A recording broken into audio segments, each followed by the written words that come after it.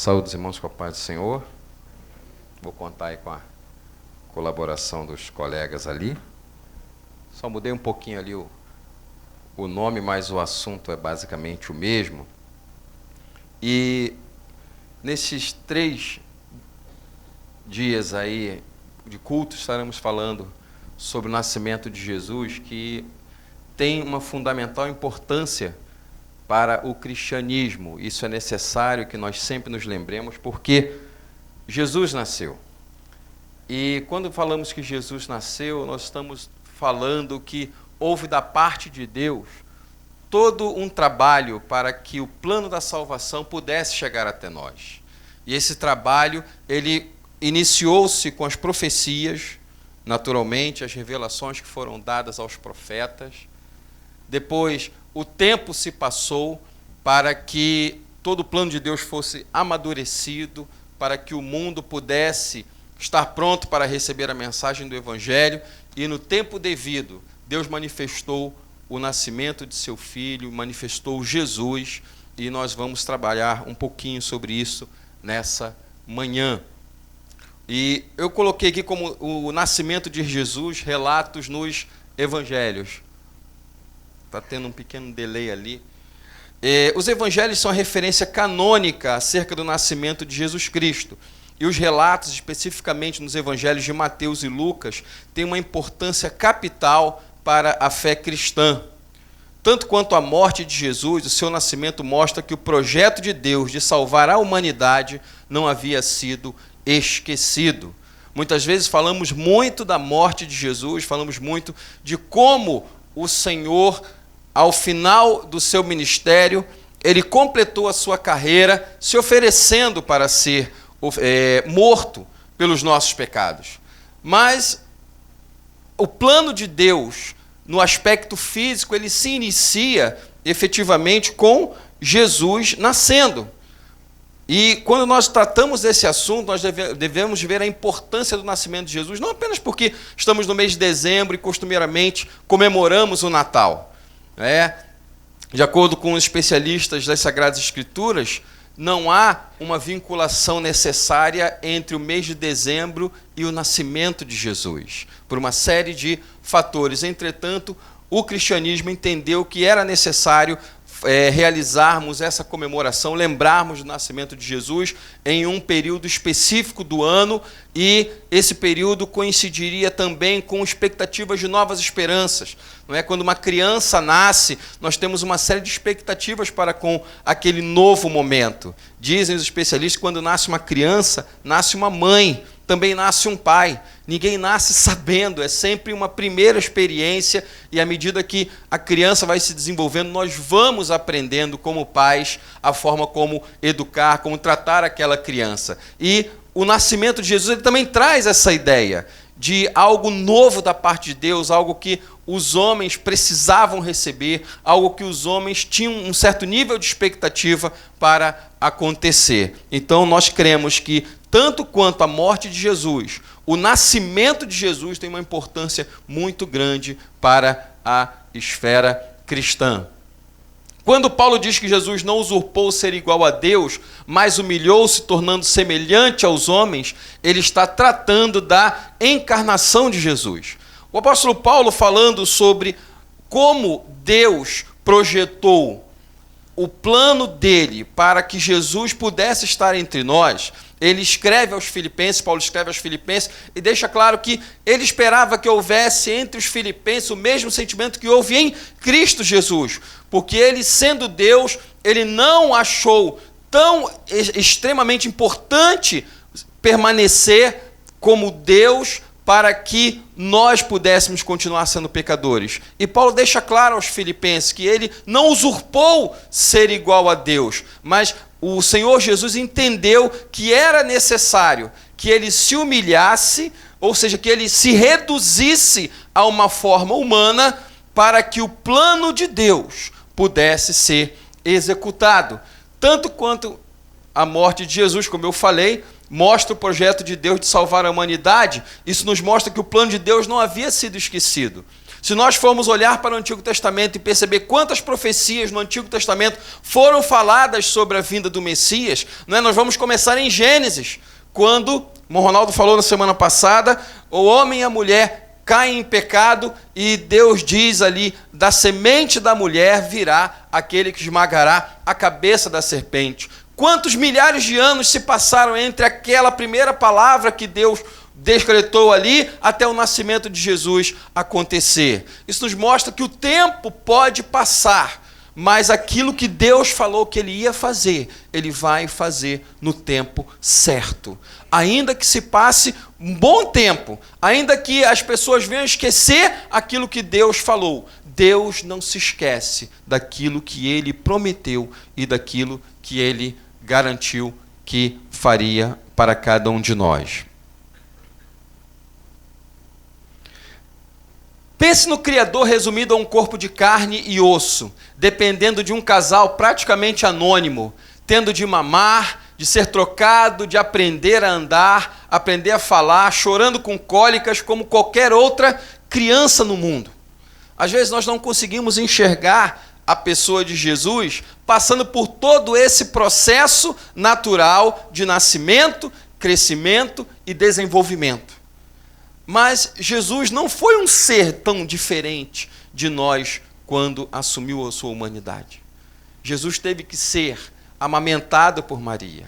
Jesus teve, quando criança, cólicas. Jesus teve que ser trocado, porque crianças, quando comem, elas devolvem naturalmente aquilo que o seu corpo não aproveitou. Por que eu estou dizendo isso? Havia uma seita nos tempos da igreja primitiva que dizia que Jesus, na verdade, ele era um espírito que entrou em um homem e ali aquele espírito fez todo o trabalho que Deus deveria fazer, ou que Deus tinha projetado para fazer, e esses homens, no período da igreja primitiva, eles ensinavam dessa forma.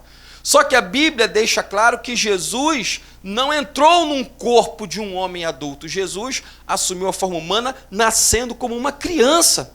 E todos os processos de crescimento de uma criança, Jesus experimentou. Pense em Deus recebendo os cuidados de uma jovem sem experiência na maternidade e a proteção de um pai que assumiu a paternidade por orientação divina expressa. Será que isso é difícil para você? Agora imagine para Deus projetar tudo isso para que nós pudéssemos ser salvos, para que nós pudéssemos ser alcançados. Jesus foi o primeiro filho de Maria. Ela não tinha experiência com a maternidade. Também Jesus era o primeiro filho de José, como se entende. E quando se descobre que Maria está grávida do Espírito Santo, Deus tem que falar com José para não temer que aquele movimento todo era do Espírito Santo de Deus. Próxima tela, por favor. Ainda pensando um pouquinho sobre o que foi a encarnação. Imagine comigo, Deus que enviaria o seu Espírito no Pentecoste, dando línguas ao seu povo, teve que aprender a falar na pessoa de Jesus. A sabedoria que fez todas as coisas precisou aprender com um pai carpinteiro. Deus começando do zero uma existência para que houvesse uma reconciliação entre nós e Deus. Imagine você, o Deus que fez todas as coisas. O Deus que em um determinado momento disse, haja luz e houve luz. Esse mesmo Deus, quando na pessoa de Jesus nasceu, imagine Deus aprendendo as primeiras vogais. Imagine Deus tentando falar consoantes. Imagine Deus tentando, criança, juntar letras para formar sílabas. E as sílabas formarem palavras. E Deus aprendendo a formar uma frase completa numa linguagem humana. Esse mesmo Deus, mais à frente, diz, eu vou enviar o meu Consolador. E quando Jesus enviou o Espírito Santo, ele repartiu línguas como que de fogo para aquelas pessoas que estavam lá no Pentecostes. Mas isso não veio por acaso. Isso teve que ter todo um quê? Um desenvolvimento. Max Lucado, num de seus livros, ele comenta um pouco disso e ele supõe um diálogo entre Gabriel, o anjo que anunciou a Maria que ela estava grávida, um diálogo entre Gabriel e Deus. E eu vou deixar que vocês leiam o livro porque é muito mais interessante do que eu vou falar. mas ele mostra um pouco sobre como foi Jesus ser criança, o anúncio de Jesus. Né? Gabriel chega no trono da graça e diz: Gabriel, eu preciso que você vá lá na terra fazer uma coisa. É o que, Senhor? Guerrear? Matar exército? Não, você vai falar com uma moça. Uma moça deve ser da realeza, uma moça muito importante, muito inteligente, deve ter sido educada em vários lugares. Não, ela é camponesa. Uma camponesa? É. E ela é casada? Ela está noiva, ela vai se casar. Só que o marido dela deve ser, então, Gabriel pensando, deve ser um homem muito rico, um comerciante do Egito, não é? Deve ser uma pessoa que tem muitas posses. Não, ele é carpinteiro. Não, mas carpinteiro, o que eu vou falar com ele? Você vai dizer que ele, a partir deles, o Salvador virá nascer. Mas que, Senhor? O Senhor que fez todas essas coisas vai se reduzir a um corpo de carne, fazer isso? Pode crer, Gabriel, vou fazer isso. E aí Max Lucado vai dando uma continuidade a essa narrativa, porque nós nem sempre lembramos de que Jesus foi uma criança, que Jesus nasceu e passou por todo esse processo que nós estamos falando. Ok? O nascimento de Jesus, especificamente em Mateus, Mateus trata inicialmente da genealogia de Jesus antes de falar do seu nascimento, ou seja, do capítulo 1 a 17. A seguir mostra uma jovem grávida e José, que no relato de Mateus é convencido de forma sobrenatural a se casar com Maria por meio de um sonho. José era um homem justo e, não querendo que sua noiva Maria fosse mal falada, ele pensou em deixá-la. Imagine a situação, para nós pode ser um pouco incompreensível isso, mas de uma certa forma havia, dentro da perspectiva daquele momento, mais honra em José abandonar Maria grávida do que continuar naquela relação. E a Bíblia diz que ele pensou em fugir, até que Deus, em sonhos, avisou a José: não tenha medo de receber tua noiva Maria como tua esposa, porque ela está grávida sim, mas o que tem dentro dela é do Espírito Santo de Deus. Deus estava tranquilizando José ali, de que Maria não o havia traído. Deus está convencendo ali José, por meio de sonhos, a assumir a paternidade do Filho de Deus.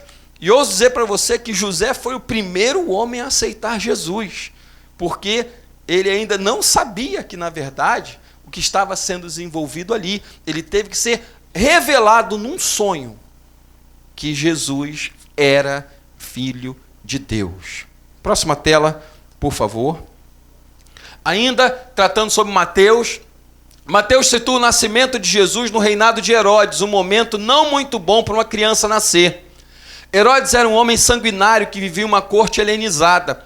Ele foi responsável pela construção do segundo templo e tinha sempre medo de ser traído e substituído.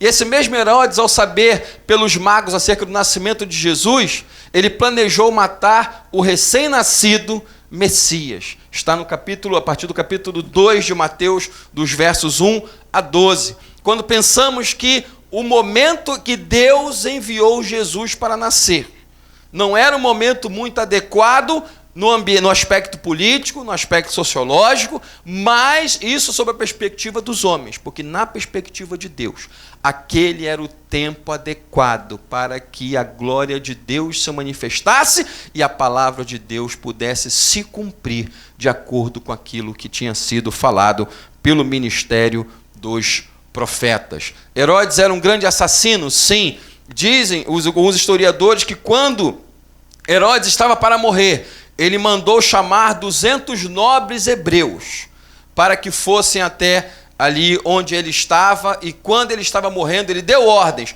matem todos esses homens. E por que Herodes fez isso? Ele explicou antes de morrer: é para que quando eu morrer, as pessoas realmente chorem a minha morte. Então, ele mandou matar 200 homens nobres de Israel para que as pessoas pudessem realmente prantear a morte de Herodes, porque se ele não tivesse morrido, aqueles homens não teriam morrido também. Por aí nós podemos ver como era a personalidade de Herodes. Mateus prossegue falando da mortandade dos meninos promovidas por Herodes. Magos vindos do Oriente, orientados por uma estrela, procuram pelo rei dos judeus, que acabou de nascer. E essa declaração deixa Herodes e Jerusalém o quê? Atordoados. Sábios checam as profecias e dizem a Herodes que o Messias nasceria em Belém. E esse, por sua vez, pede informação sobre o tempo em que eles tinham descoberto o quê? A estrela. Ele queria saber há quanto tempo aqueles homens que olhavam os astros, aqueles homens que faziam os cálculos dos caminhos das estrelas, como eles tinham sabido daquilo. A Bíblia nos dá a entender que aqueles homens não eram de Israel, não eram pessoas que tinham um conhecimento profundo da lei de Deus, mas aqueles homens foram atraídos a Jesus por uma estrela. E às vezes a gente tem que entender que muitas coisas podem trazer as pessoas até Jesus. Pode ser um louvor, pode ser uma profecia, pode ser uma pregação. Não importa necessariamente o meio pelo qual uma pessoa chega até Jesus. O importante é ela chegar até Jesus. Isso que vai fazer diferença na vida dela. Próximo, Mateus ele deixa claro que, primeiro, José, não tenha medo de receber Maria como tua esposa, porque o que está sendo gerado nela é do Espírito Santo de Deus. Uma segunda vez é dito a José, saia daí, porque Herodes procura matar a criança. Uma terceira vez em sonho, irmãos, são 2 sonhos seguidos, um terceiro sonho seguido, de forma sobrenatural, é dado a José, da parte de Deus, e diz, olha, pode voltar a Israel, porque aqueles que queriam a morte do menino não estão mais vivos. E uma quarta vez, Deus avisa em sonhos a José, que ele vá morar na Galileia e não em Belém. Por quê? Porque ali era o local em que haveria de se cumprir a profecia que havia sido dada a Jesus. Ou seja, só no relato de Mateus, irmãos, Deus fala com José 4 vezes seguidas por meio de sonhos. Deus pode falar através de sonhos? É claro que sim, a Escritura deixa claro que nós podemos ser orientados por Deus através de formas sobrenaturais.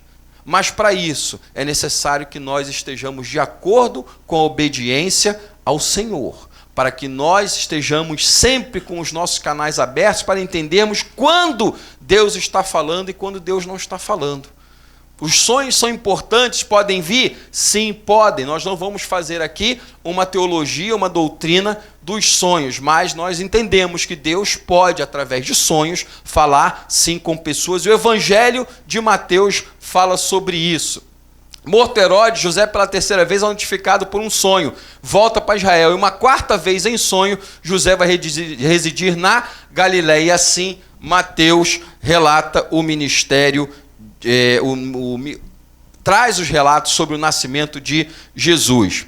E Lucas fala também sobre isso? Sim, fala. Próximo slide. Lucas começa sua narrativa falando de Zacarias, um sacerdote, e Isabel, sua esposa. Ambos idosos, eram tementes a Deus, não tinham filhos. Herodes, irmãos, também é mencionado? Também é mencionado. Só que quando Herodes é mencionado por Lucas, ele é um mero apêndice. É só para dizer que no tempo de Herodes havia um sacerdote. Lucas faz somente uma menção a Herodes. É porque, na verdade, Herodes só seria conhecido em todo o Ocidente por ele ser o rei em que, no seu período de vida, o rei dos reis nasceu.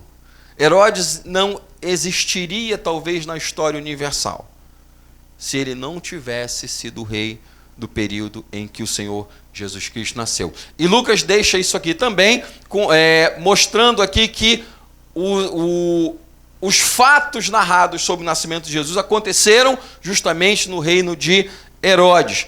E Lucas dá uma...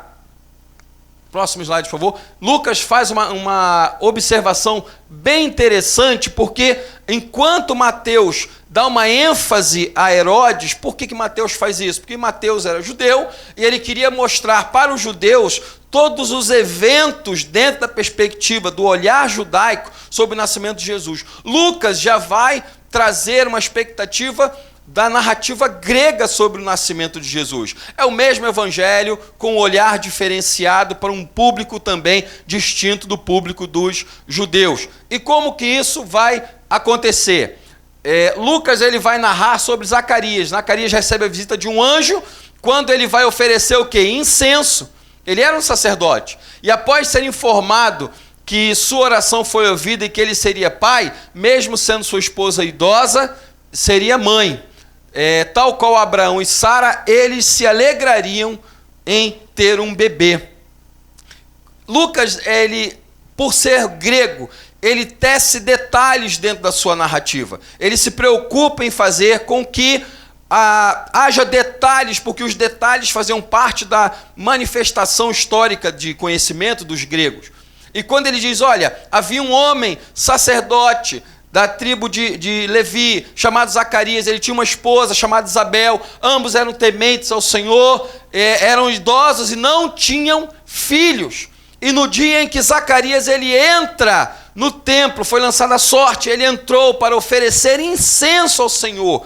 Ele teve a visão em que um anjo chamado Gabriel aparece para ele e diz, Zacarias, não temas, porque a tua oração foi ouvida.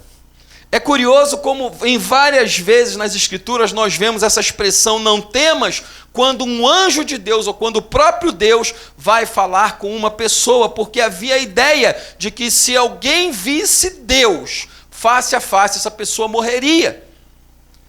E quando o anjo Gabriel se aproxima ali de Zacarias, ele diz, Zacarias, não temas, porque a tua oração foi ouvida. Lucas começa falando que Deus ouve as nossas orações. Deus ouve as orações dos seus servos e das suas servas. E qual era a oração de Zacarias? Apesar da sua idade, apesar do tempo de vida que já tinha se passado, ele queria ser um pai. Ele queria que sua esposa Isabel tivesse a oportunidade de ser uma mãe. E ali o anjo diz, olha, não temas, porque você vai ser um pai, sua esposa vai ser uma mãe, vocês vão ter um menino, vocês vão colocar o nome dele de João, porque ele vai ser muito usado por Deus. Da mesma forma que Elias foi usado, no ímpeto de Elias, ele vai ser usado como um profeta para botar Israel no seu lugar e para que Israel possa ver que o Messias está chegando. E é curioso que nós ficamos até, como falou o irmão Ronaldo aqui agora há pouco, às vezes a gente ora e tem fé para que Deus cure uma outra pessoa. Mas quando nós oramos por nós mesmos, nós ficamos naquela situação, vamos ver se vai dar certo. Não é? De repente Deus me cura. E às vezes nós temos mais fé para orar por outras pessoas do que para receber a promessa de Deus para a nossa própria vida. O próximo slide, por favor. Zacarias acha a notícia incrível e duvida. Gabriel, o anjo, precisa disciplinar o ancião deixando-o mudo. Irmãos, pensa na cena. O homem é um sacerdote, ele está acostumado com as coisas de Deus. Ele está ambientado ali no local de culto. Ele foi entrar para oferecer incenso e um anjo aparece para ele e diz, cara, você vai ser pai. E ele diz, como é que isso vai acontecer? Que eu sou velho. E é necessário que o anjo Gabriel discipline aquele sacerdote. Quando ele diz, olha, você sabe com quem você está falando? Eu sou Gabriel. Eu estou diante de Deus o tempo todo. E por causa da tua incredulidade, porque você não creu no que eu falei, você vai ficar mudo. Até que se cumpra tudo aquilo que eu falei. Irmãos, pensa na situação. Nós, às vezes, ficamos tão ambientados com as coisas de Deus, que quando Deus fala conosco, nós achamos que é para outra pessoa. Nós colocamos em xeque aquilo que Deus disse que vai acontecer, a ponto de Gabriel chegar e dizer, você sabe com quem está falando? Eu sou Gabriel, eu estou diante de Deus o tempo todo. Eu fui mandado para te trazer essas boas novas. Mas já que você não quer acreditar, isso não vai interferir no plano de Deus. Deus vai cumprir, mas você vai ficar mudo sem poder se comunicar com ninguém, para você ver com quem você está falando. Às vezes, irmãos, Deus tem que chamar a atenção da gente. ficamos tão acostumados com as coisas de Deus que deixamos de crer nas coisas de Deus.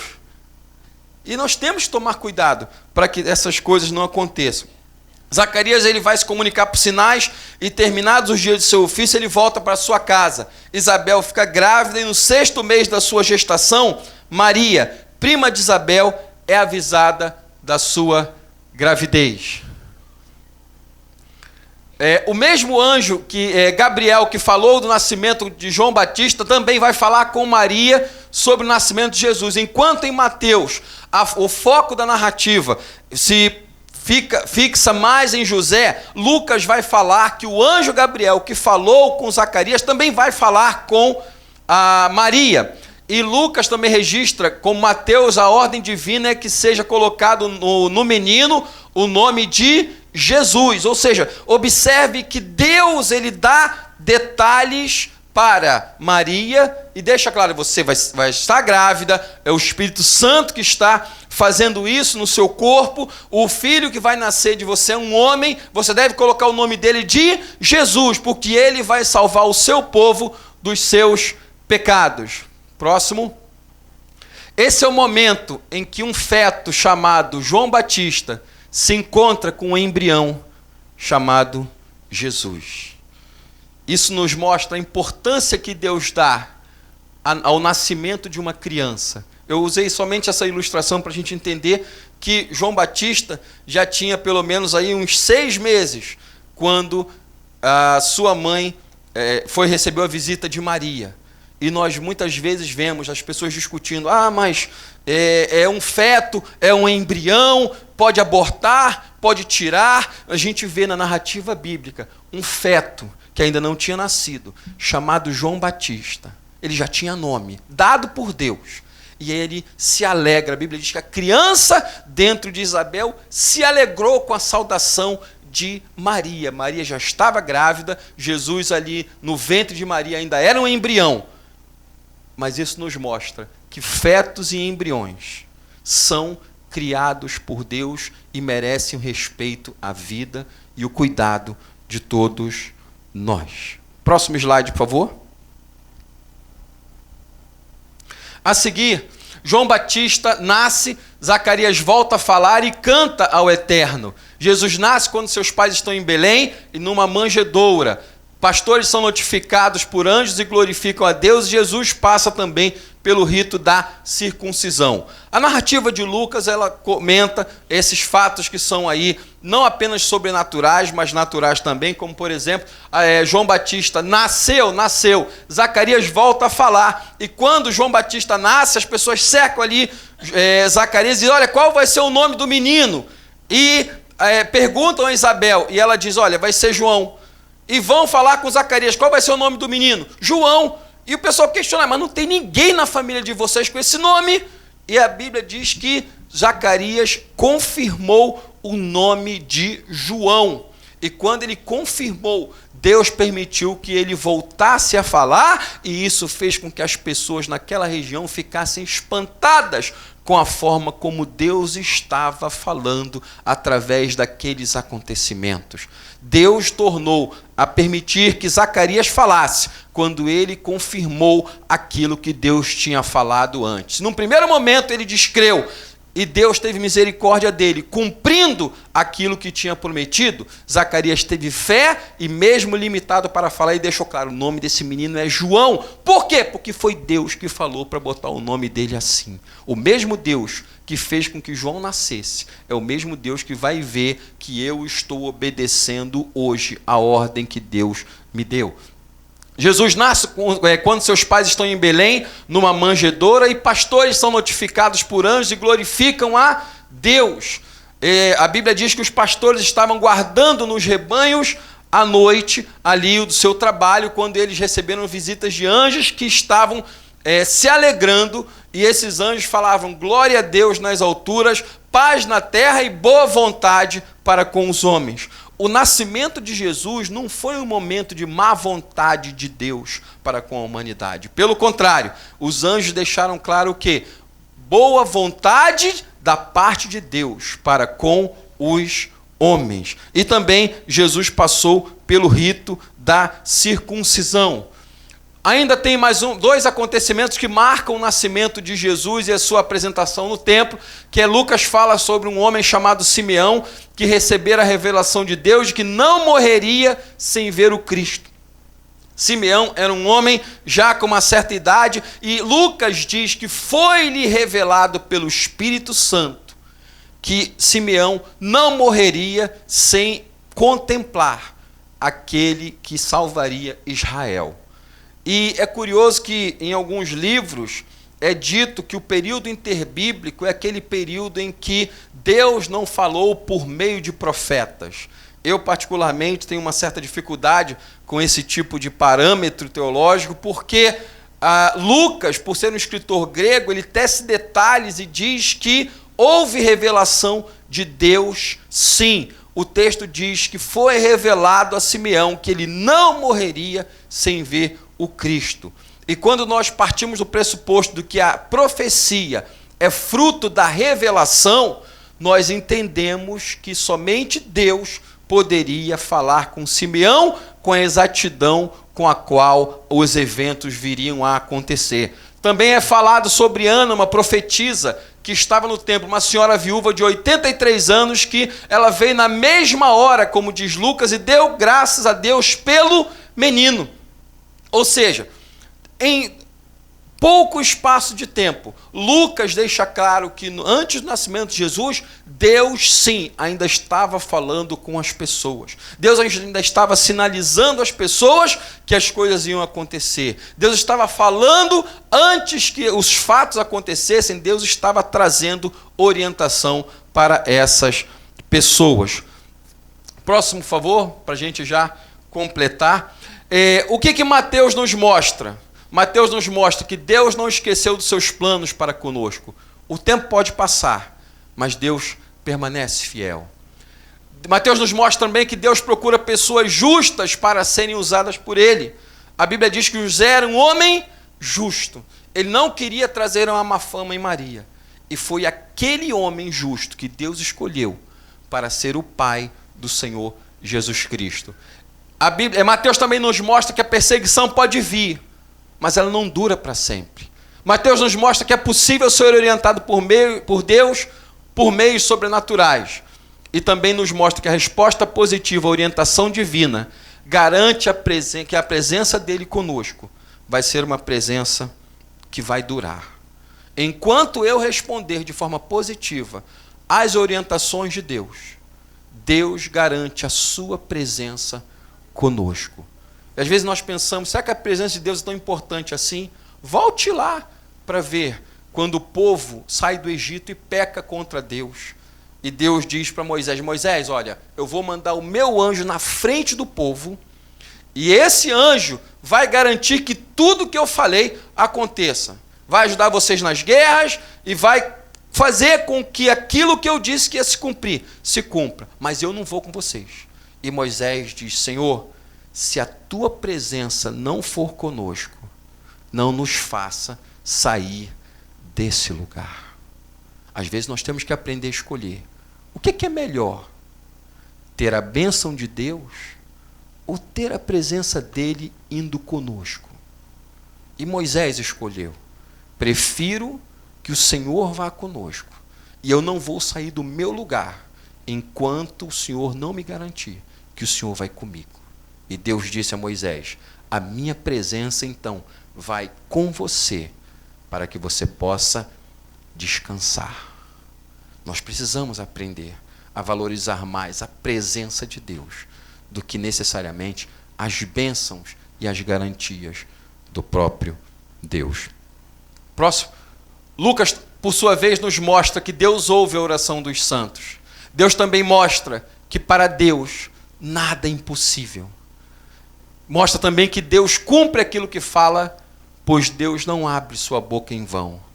Lucas também nos mostra que Deus tem boa vontade para com os homens, que Deus tem um tempo certo para fazer todas as coisas e que precisamos aprender a guardar todas as coisas no nosso coração. A Bíblia diz que Maria guardava todos esses acontecimentos dentro do seu coração esperando para ver o cumprimento de tudo aquilo que Deus já tinha falado. O último slide. Esta é a época e essa é a razão pela qual nós estamos comemorando o Natal. Que nós possamos refletir bem o preço que foi pago para que nós pudéssemos estar aqui, louvando ao Senhor, ouvindo a palavra de Deus, servindo a Ele neste lugar, e que nós possamos nos lembrar de que Deus humilhou-se de tal forma que Ele assumiu uma forma humana, para que nós um dia pudéssemos estar na eternidade com Ele, com um corpo glorificado. Obrigado, Senhor, pela Tua presença aqui, obrigado pela Tua misericórdia. Ajuda-nos, Senhor, a refletir um pouco mais sobre aquilo que o Senhor deseja ao nosso coração. Que nós não nos esqueçamos de que mais importante, ou tão importante quanto a Tua morte, foi o Teu nascimento. E que nós possamos nos lembrar de que para o Senhor nada é impossível. Que nós possamos nos lembrar que podemos ser orientados de forma sobrenatural pelo Senhor. E, acima de tudo, ajuda-nos a ter o mesmo espírito, a mesma vontade, a mesma disposição que teve no Senhor Jesus Cristo. Que Ele abdicou daquilo que Ele tinha para que Ele pudesse estar entre nós. Que nós possamos ter o mesmo espírito que o Senhor teve. É o que te pedimos em nome de Jesus. Amém.